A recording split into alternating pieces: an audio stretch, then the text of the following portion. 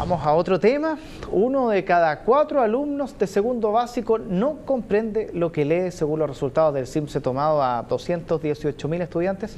Bueno, los puntajes más malos se concentran en los establecimientos municipales y los mejores en los particulares pagados del país, algo que ya lo hemos visto en otras ocasiones.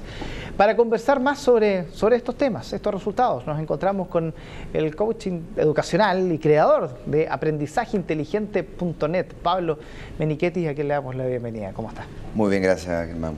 A ver, experiencia de 7 años en Singapur bastaron para darse cuenta que cómo hay que hacer educación desde su punto de vista. ¿Qué grandes diferencias hay? Bastante menos, la verdad. Sí, o sea, en realidad un mes.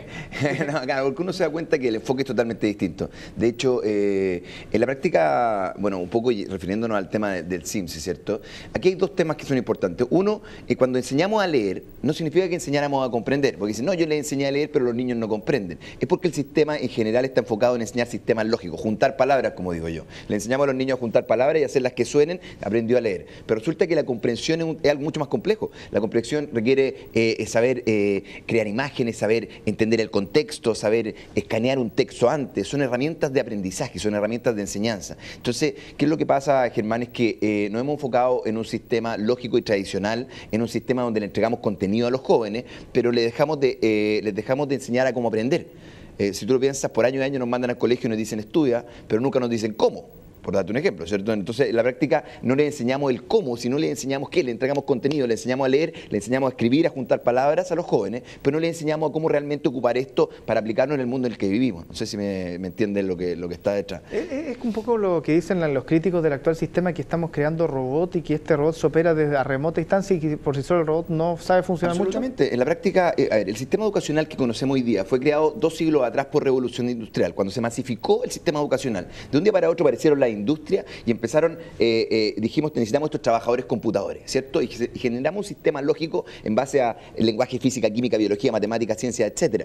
Pero ese mundo ya cambió. Hoy día existen las computadoras. Entonces hoy día lo que necesitan desarrollar nuestros hijos, los estudiantes, es creatividad, imaginación, innovación, es entendimiento de las cosas. Y esos son otro tipo de habilidades. Y eso es lo que está en debe el sistema, que hace, por ejemplo, que este 25% de los alumnos de segundo básico no tengan las competencias para comprender la lectura. Mira, aquí hay dos temas. Uno es que no le enseñan a comprender, sino que le enseñan a leer. Entonces yo, para enseñarle a un joven a comprender, necesitaría enseñarle a escanear previamente el texto, a tratar de sacar ideas, hacerse preguntas en su mente, hacer una serie de procesos anteriores a simplemente ponerse a leer. ¿Me entiendes? Entonces yo creo que hay un error en cómo se enseña a comprender. Se enseña a leer, a juntar palabras, pero no se enseña a comprender. Entonces, obviamente, la comprensión no va a ser buena. Y lo segundo está por el lado de los profes también, ¿cierto? O sea, en la práctica, los profesores siguen enseñando como hace 50 años atrás, principalmente dando una charla, ¿cierto? Pero los niños hoy día no son como hace 50 años. Los niños hoy día son niños de la era de la estimulación, de la hiperestimulación. ¿Qué es lo que ha cambiado que haga que el sistema de enseñanza tenga que cambiar? Cambió todo.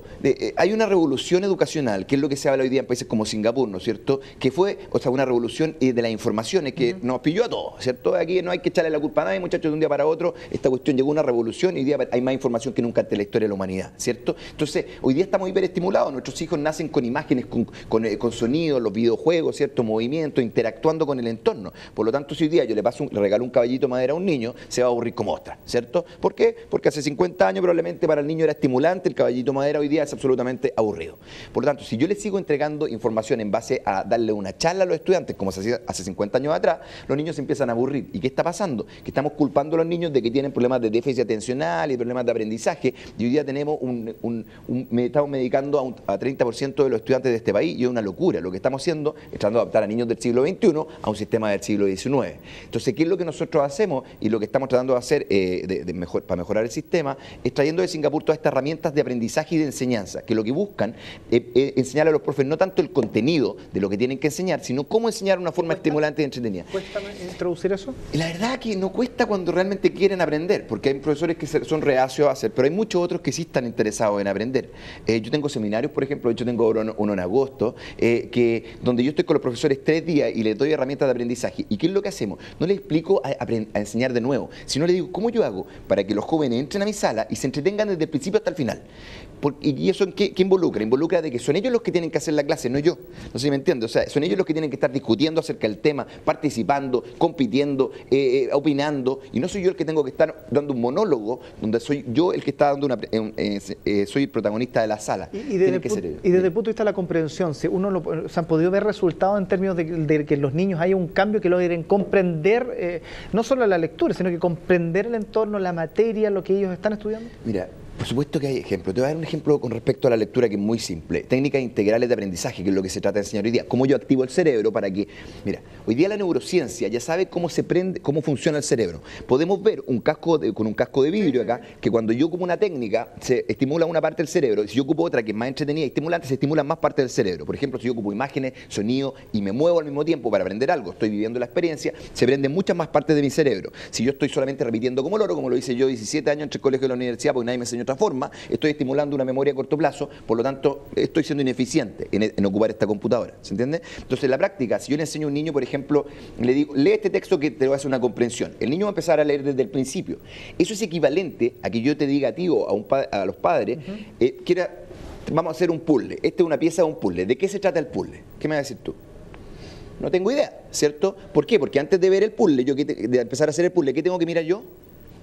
La caja. ¿Por qué? Porque el cerebro necesita, para ordenar la información y comprender, primero necesita crear un contexto, que es algo que es creativo, es algo que necesito utilizar mi imaginación, ¿se entiende? Entonces cuando yo ya veo la caja, digo, el agua va en el agua, las flores van en las flores, las ramas van en la rama, ¿cierto? Mi cerebro entiende y puede ordenar la información. Por lo tanto, si a un niño le enseño a leer desde el principio, ese niño es como empezar a hacerlo desde una pieza. Por lo tanto, lo más normal es que no entienda la primera, sino que al menos tenga que leer 2 veces. ¿Por qué? Porque va a tener que leer una vez completa para crear un contexto para la segunda vez que lea. ¿Cuál sería la caja en un libro? ¿Cuál sería? ¿Cómo se hace? O sea, yo tendría, si no le enseño como, el niño tendría que leer una vez y después, para crear el contexto, después para ordenar la información. ¿Qué es lo que yo puedo hacer? Una técnica integral de aprendizaje. Les digo a los jóvenes, muchachos, tienen exactamente 30 segundos para escanear el texto completamente y tienen que hacerse preguntas. Solo pueden mirar los títulos, los subtítulos, las imágenes, las palabras clave, pero tiene que ser rápido y el resto lo crean acá. Entonces, ¿qué hace el joven? Empieza a mirar y dice, esto acerca de los volcanes, tengo solo 30 segundos, a ver, un volcán haciendo erupción, una ciudad en ruina, chuta, parece que lo vi en el Discovery, era Pompeya, empiezan a crear imágenes, empiezan a activar el cerebro. Ok, de vuelta a la página, ¿de qué se trata el texto? Pablo va a hacer acerca de los volcanes, acerca de la erupción, acerca de Pompeya. Bien, ahora a leer. Ese joven tiene mucho más posibilidades de entender a la primera, de comprender que el otro. ¿Por qué? Porque activamos primero toda esa creatividad, esa curiosidad con una técnica de aprendizaje. Entonces, ¿me entienden un poco? Esto es cómo nosotros hoy día estamos enseñando a los jóvenes a activar el cerebro. Esas técnicas que parecieran ser como tan simples, pero que son tan importantes, al parecer no están dentro de la formación educativa, por ejemplo, de los profesores en el sistema actual. O sea, habría que partir desde ahí. Pero es que eso es lo que pasa, que este es un sistema lógico de la época de la Revolución Industrial y seguimos diciendo lo mismo. Y le enseñamos a los profes. Muchos profes me dicen, Pablo, no puede ser. Si nos mandan 5 años al colegio a estudiar pedagogía y nos enseñan contenido, y después, pero nadie nos enseña a cómo enseñar de una forma entretenida y dinámica. Nadie nos da herramientas de enseñanza. Y peor aún, las autoridades de hoy día hacen evaluaciones como la prueba inicia, que lo que mide es contenido, ¿cierto? Entonces después llegamos y la jefa hoy día de toda la capacitación de profesores está absolutamente perdida, perdón que lo diga acá, pero está absolutamente perdida, está preocupada de capacitar en contenido a los profesores, cuando los profesores hay que desarrollarle herramientas de enseñanza. Entonces al final estos mismos indicadores, como las pruebas inicia, lo que hacen es decir, no, el problema es el contenido. Bueno, necesitamos otras pruebas para que midan las herramientas de enseñanza también. Por ahí mi opinión va, porque profesores que sepan estimular a los jóvenes en el aula, vamos a cambiar en el fondo la educación. Van a pasar lo mejor los niños, lo vamos a pasar mejor nosotros y vamos a aprender, que al final es lo que queremos. Y los niños, en ese sentido, por decirlo de una manera bastante sencilla, ¿cuántas mentes, cuántos pensamientos, cuántos niños se están perdiendo por no utilizar un sistema más evolucionado? Millones. O sea, en la práctica todos nosotros estamos perdiendo el descubrir un potencial enorme. Si tú te das cuenta, hoy día un sistema, básicamente en base a dar una charla, es un sistema muy auditivo y poco estimulante. Por lo tanto, todos los niños que son más de movimiento, más kinestésicos, más inquietos, como yo o cualquiera de nosotros, ¿cierto? Muchos de los que están en la televisión o la gente, los emprendedores en general, ¿cierto? Hoy día están diciendo, este niño tiene un problema, hay que tranquilizarlo, darle una pastilla para que se adapte al sistema. Cuando en la práctica ese potencial visual y kinestésico un Einstein, por ejemplo, hoy día habría estado medicado, por darte un ejemplo. O sea, en el fondo, imagínate cuántos se están perdiendo. Yo no creo que Einstein medicado habría sido el Einstein que conocimos, en mi opinión personal. Quiero agradecer por haber estado junto a nosotros y aclarar hartas dudas y bueno, es un aporte al aprendizaje lo que se está hablando, en estas discusiones. Muchas gracias. Chao, muchas gracias.